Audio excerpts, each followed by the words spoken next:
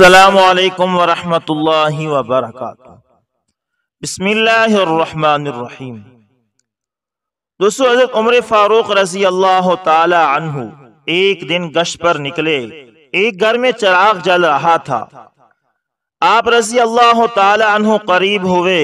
ایک بڑھیا شعر پڑھ رہی تھی کہ محمد صلی اللہ علیہ وسلم پر نیک لوگوں کا سلام، آقا آپ پر نیک پسندیدہ لوگوں نے درود پڑھا، میں بھی کھڑی ہوں رو رہی ہوں، کاش کہ میرے شعر اور میری موت اکٹھے ختم ہوں، میں اور میرے محبوب ایک گھر اکٹھے ہوں۔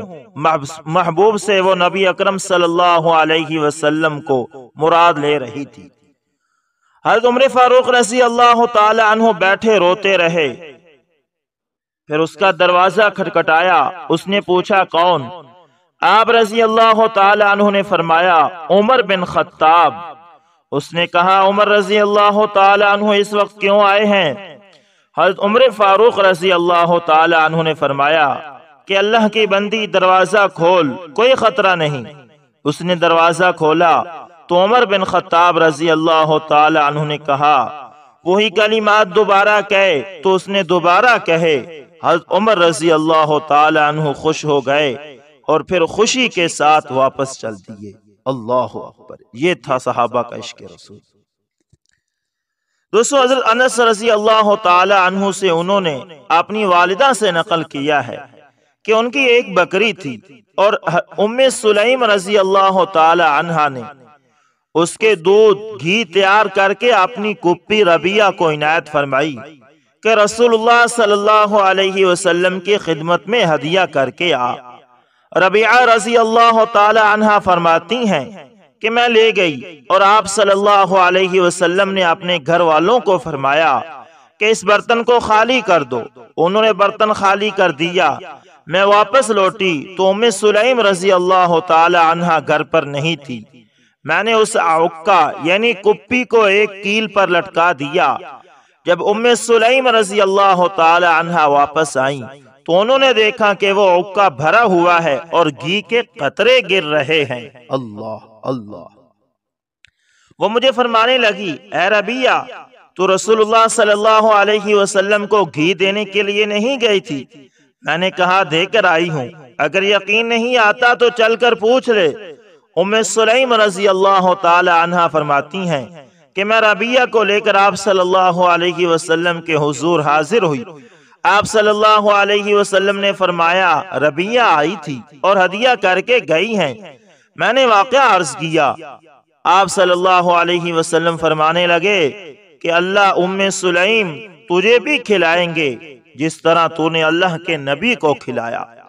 فرماتی ہیں کہ میں واپس آئی اور وہ گھی مختلف برتنوں میں جمع کر لیا اور خود استعمال بھی کیا۔ وہ کپی اور اس کا گھی ہمارے پاس رہا۔ 2 یا 3 مہینے گزرے پھر بھی وہ گھی ہمارے پاس باقی تھا۔ اللہ اکبر، اللہ اکبر۔ دوستو، عریہ بن مسعود انصاریہ رضی اللہ تعالی عنہ فرماتی ہیں کہ میں اور میری بہنیں رسول اللہ صلی اللہ علیہ وسلم کے پاس بیعت کرنے کی غرض سے آئی اور ہم 5 عورتیں تھیں۔ ہم نے بیعت کی۔ اس وقت آپ صلی اللہ علیہ وسلم قدیر سے کھانا تناول فرما رہے تھے تو ہمارے لیے رسول اللہ صلی اللہ علیہ وسلم نے گوشت کا ٹکڑا چبا کر دیا۔ ہم نے اس کو 5 حصوں میں تقسیم کر لیا۔ ہم نے کھایا تو اس کے بعد منہ میں نہ کبھی بدبو پیدا ہوئی اور نہ ہی ان کے منہ میں کبھی تکلیف ہوئی۔ دوستو، قدیر سوکھے گوشت کا بنا ہوا سالن اسے کہتے ہیں۔ اللہ اکبر، یہ تھے اللہ کے نبی کے معجزات۔ دوستو، ابن مندہ ابن سک نے ام اوس بہزویہ رضی اللہ تعالی عنہ سے نقل کیا ہے کہ انہوں نے ایک دن گھی تیار کیا، پھر اسے کپی میں ڈال دیا، پھر رسول اللہ صلی اللہ علیہ وسلم کو ہدیہ بھیجا۔ آپ صلی اللہ علیہ وسلم نے قبول فرما لیا، اس کپی سے گھی لے لیا اور برکت کی دعا دی، پھر وہ کپی لوٹا دی۔ ام اوس نے دیکھا برتن پھر بھی بھرا ہوا ہے تو ام اوس رضی اللہ تعالی عنہ کو گمان ہوا کہ شاید آپ صلی اللہ علیہ وسلم نے قبول نہیں فرمایا۔ یہ بات ام اوس رضی اللہ تعالی عنہ نے آپ صلی اللہ علیہ وسلم سے کہہ دی تو آپ صلی اللہ علیہ وسلم نے فرمایا کہ میں نے تو گھی لے لیا تھا، معلوم ہوتا ہے کہ اللہ نے برکت دے دی ہے۔ اس گھی کو ام اوس رضی اللہ تعالی عنہ رسول اللہ صلی اللہ علیہ وسلم کی عمر بھر، ابو بکر رضی اللہ تعالی عنہ، حضرت عمر فاروق، حضرت عثمان اور حضرت علی رضی اللہ تعالی عنہ کی خلافت تک وہ کھاتی رہی۔ حضرت علی رضی اللہ تعالی عنہ اور معاویہ رضی اللہ تعالی عنہ کے دور میں بھی وہ گھی موجود تھا، اس کے بعد وہ ختم ہوا۔ دوستو، ابن سعد رحمت اللہ تعالی نے ام شریک رضی اللہ تعالی عنہ سے نقل کیا ہے کہ اس کے پاس ایک اکا یعنی کپی تھی اور اسی سے رسول اللہ صلی اللہ علیہ وسلم کو گھی ہدیہ کرتی تھی۔ ایک دن ان کے بچوں نے ان سے گھی مانگا، اس وقت گھی ان کے پاس نہیں تھا، تو وہ اس کپی کو دیکھنے لگی، دیکھی کہ کپی سے گھی بہہ رہا ہے۔ ان بچوں کو بھی گھی دیا، پھر ایک مدت تک اس سے گھی کھاتے رہے، مگر پھر ایک دن اس کپی کو انہوں نے انڈیل دیا۔ پھر رسول اللہ صلی اللہ علیہ وسلم کے پاس آئی، حضور صلی اللہ علیہ وسلم نے فرمایا اگر اس کو انڈیلتی نہیں تو ایک مدت تک تیرے پاس وہ رہتا، انڈیلنے سے وہ ختم ہو گیا ہے۔ دوستو، ابو محرز جلاب رحمت اللہ تعالی فرماتے ہیں کہ سعدان رحمت اللہ تعالی نے فرمایا کہ ایک قوم نے ایک حسین عورت کو حکم دیا کہ تو ربیع بن خثیم رحمت اللہ تعالی کو گمراہ کر دے تو تجھے 1000 درہم دیں گے۔ تو اس نے اچھے کپڑے پہنے، خوشبو لگائی جو اس کی طاقت میں تھی۔ پھر ربیع جب مسجد سے نکلنے لگے، یہ سامنے آئی۔ ربیع رضی اللہ تعالی عنہ نے اس کی طرف دیکھا اور اس کے معاملے کو سمجھ لیا۔ پھر ایک دن آئی اور وہ سفر کر رہی تھی۔ آپ رحمت اللہ تعالی نے اس سے فرمایا کہ اگر تجھے بخار آئے تو میں دیکھتا ہوں، تیرا یہ رنگ تبدیل ہو کر یہ رنگت اور جذب اور خوبصورتی ختم ہو جاتی ہے، لیکن جب ملک الموت آئے گا تو تیرا کیا حال ہوگا اور تیرا کیا حال بنے گا؟ جب منکر نکیر سوال کرے گا۔ اس کو سن کر اس نے ایک چیخ ماری اور گر پڑی، پھر بے ہوش ہو گئی۔ جب ہوش میں آئی تو وہ نہایت نیک ہو چکی تھی۔ پھر خدا کی قسم اس نے اپنے رب کی بہت زبردست عبادت کی۔ جب فوت ہوئی تو کثرت عبادت کی وجہ سے وہ بالکل سوکھ گئی تھی۔ اللہ اکبر۔ دوستو، عبدالعزیز بن وارد رحمت اللہ تعالی فرماتے ہیں کہ حاجیوں کی ایک جماعت آئی اور ان کے ساتھ ایک عورت تھی۔ وہ کہہ رہی تھی کہ میرے رب کا گھر کہاں ہے؟ لوگ کہتے ہیں کہ 1 منٹ میں دیکھ لوگی۔ جب بیت اللہ کو دیکھا، لوگوں نے کہا دیکھتی نہیں، وہ بیت اللہ ہے۔ اس نے نگاہ بیت اللہ پر جما دی اور اسی شوق میں اس کا انتقال ہو گیا۔ خدا کی قسم ہم نے اس کی میت کو اٹھایا۔ اللہ اکبر۔ کچھ عاشقاں، کچھ اللہ کے اور اللہ کے رسول کی سچی عاشقیں عورتیں ایسی بھی ہوتی ہیں۔ دوسرے ام ایمن رضی اللہ تعالی عنہا مہاجرہ، جو کہ مہاجرہ تھی، ہجرت کر کے مکہ سے مدینہ کی طرف جا رہی تھی۔ یہ پیدل تھی، ان کے پاس زیادہ راہ تھی، ان کو شدید پیاس لگی، یہاں تک کہ مرنے کے قریب ہو گئی اور یہ روحہ کے مقام پر یا اس کے قریب آ گئی تھی۔ جب سورج غروب ہو گیا، اس نے اپنے اوپر کوئی ہلکی سی چیز محسوس کی۔ اس نے سر اٹھایا، بس ایک ڈول ہے جو آسمان سے سفید رسی کے ساتھ لٹکا ہوا ہے۔ فرماتی ہیں کہ اس واقعے کے بعد میں سخت گرمی میں طواف کرتی تھی تاکہ پیاس لگے، لیکن مجھے کبھی پیاس نہیں لگتی تھی۔ اللہ اکبر، اللہ اکبر۔ یہ اللہ کے اپنے بندوں کے ساتھ خاص واقعات اور خاص عنایات ہوتی ہیں۔ دوستو، ابن سعد نے محمد بن ثابت بن قیس بن شماش رضی اللہ تعالی عنہ سے نقل کیا ہے کہ ایک انصاری آدمی یوم قریظہ میں شہید ہو گئے۔ ان کی والدہ کے پاس خبر لے کر کوئی گیا تو ان کی والدہ نے پردہ کیا اور کہا کہ چلیں۔ ان سے کہا گیا خلاد تو قتل ہو گئے ہیں اور آپ ابھی تک پردے کیے ہوئے ہیں۔ انہوں نے کہا کہ اگر خلاد کو مصیبت پہنچ گئی تو میں پردہ تو نہیں چھوڑ سکتی، حیا کیوں چھوڑوں؟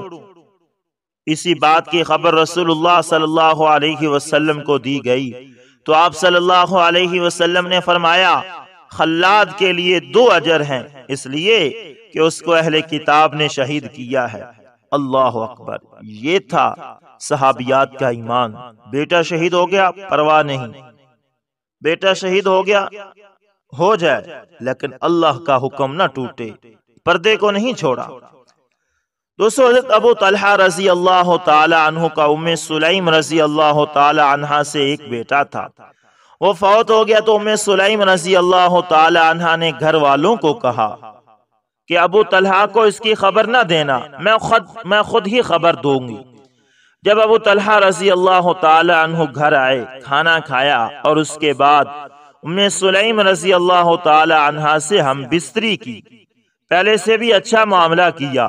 جب ام سلیم رضی اللہ تعالی عنہ نے دیکھا کہ کھانے وغیرہ سے بھی فارغ ہو چکے ہیں اور ہم بستری بھی کر چکے ہیں، کہا ابو طلحہ اگر کوئی قوم آپ کو کوئی چیز امانت دے اور اس کے بعد وہ واپس لے لے، کیا آپ ان کو منع کریں گے؟ انہوں نے کہا کہ نہیں۔ آپ نے فرمایا پھر آپ کا بیٹا فوت ہو چکا ہے، ثواب کی نیت کریں۔ ابو طلحہ رضی اللہ تعالی عنہ گئے اور جا کر سارے واقعے کی اطلاع رسول اللہ صلی اللہ علیہ وسلم کو دی۔ آپ صلی اللہ علیہ وسلم نے برکت کی دعا دی۔ حضرت ابو طلحہ رضی اللہ تعالی عنہ فرماتے ہیں کہ پھر میری بیوی حاملہ ہو گئی، ہم حضور صلی اللہ علیہ وسلم کے ساتھ سفر میں تھے، ام سلیم رضی اللہ تعالی عنہ بھی ساتھ تھی۔ حضور صلی اللہ علیہ وسلم جب مدینہ آئے تو راستے میں رک گئے، اور جب مدینہ کے قریب ہوئے تو ام سلیم رضی اللہ تعالی عنہ کا درد شروع ہو گیا۔ ابو طلحہ رضی اللہ تعالی عنہ نے ان کو روک لیا۔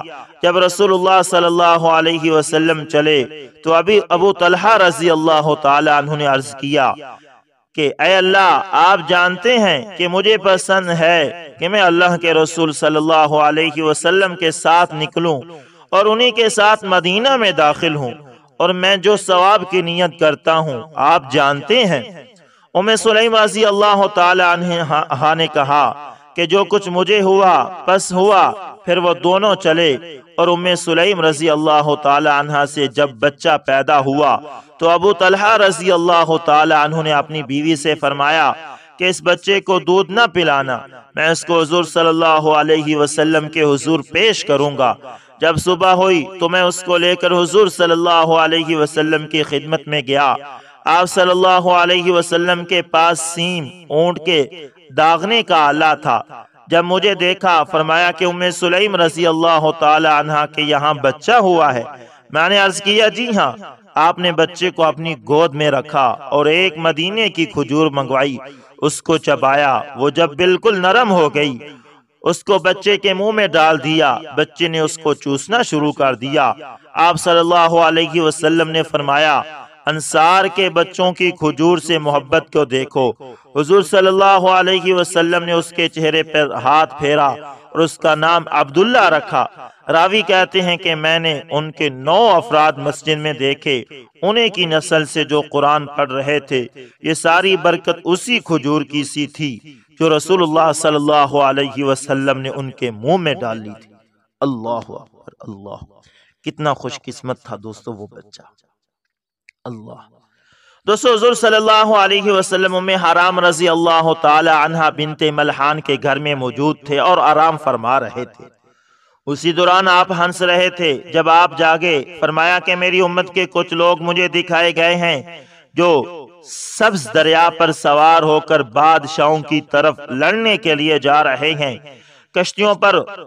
ام حرام رضی اللہ تعالی عنہ کہتی ہیں کہ میں نے کہا یا رسول اللہ صلی اللہ علیہ وسلم، دعا کیجئے کہ میں بھی ان سے ہو جاؤں۔ آپ صلی اللہ علیہ وسلم نے فرمایا کہ تم بھی ان میں ہوں گی۔ فرماتے ہیں اس سے عبادہ بن صامت رضی اللہ تعالی عنہ نے شادی کی، یعنی اس عورت ام حرام سے عبادہ رضی اللہ تعالی عنہ نے شادی کی۔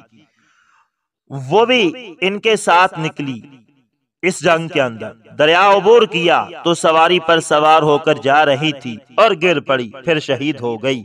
ابن اسیر رحمت اللہ تعالی فرماتے ہیں کہ یہ غزوہ قبرص تھا وہاں ہی دفن کی گئی، اور اس لشکر کے امیر حضرت امیر معاویہ رضی اللہ تعالی عنہ تھے۔ حضرت عثمان رضی اللہ تعالی عنہ کی خلافت 27 ہجری میں یہ لڑائی ہوئی تھی۔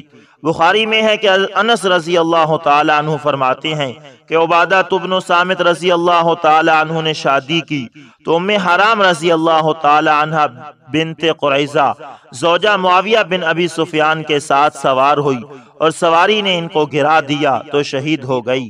ہشام رضی اللہ تعالی عنہ فرماتے ہیں کہ میں نے ان کی قبر سہیل بقاقیس پر دیکھی ہے۔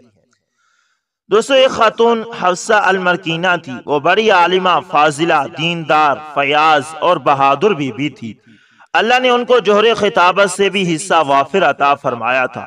انہوں نے اپنے پرجوش خطبوں سے اندلسی مسلمانوں میں بیداری کی لہر پیدا کر دی، اور صلیبی جنونیوں کے ہاتھ بھیڑ بکریوں کی طرح ذبح ہونے کے بجائے ان کے دلوں میں شوق جہاد اور شہادت کے شعلے بھڑکنے لگے۔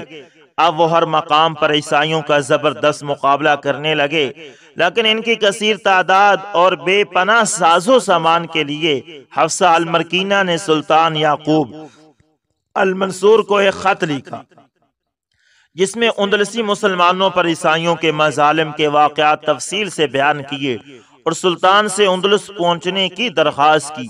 یہ خط ملتے ہی سلطان یعقوب المنصور بھی ایک لشکر جرار لے کر مراکش سے اندلس پہنچ گئے، اور غارت گر عیسائی حکمرانوں اور صلیبی جنونیوں کو تابڑ توڑ شکستیں دے کر ان کا کچومبر نکال دیا۔